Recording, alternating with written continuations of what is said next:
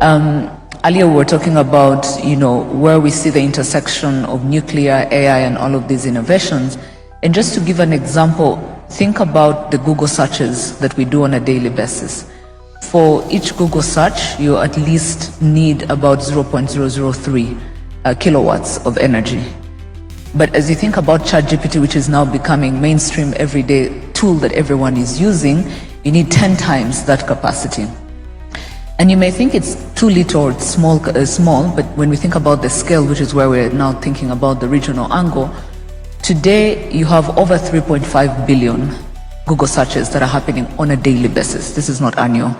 So it means in terms of energy demand, you're looking at about at least more than 1 gigawatt of energy that is needed daily to power, these Google searches. When it comes to ChatGPT, which needs more than 10 times that capacity, you have over 200 million of such prompts happening on a daily basis, and that will mean that you need at least 300 gigawatts of energy. So thinking about all of that comes the question where, as different countries, we're thinking about deploying AI solutions, we're thinking about the compute infrastructure that Minister Sina talked about that is required to power some of these ambitions that we're looking for.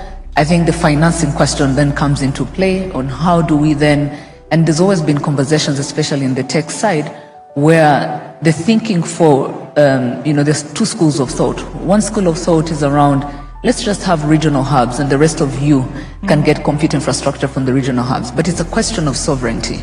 Every country would like to build this capacity for itself.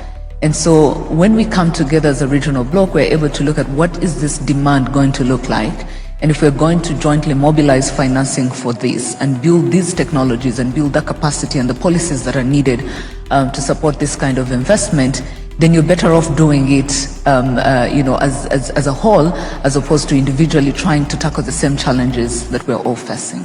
Thank you.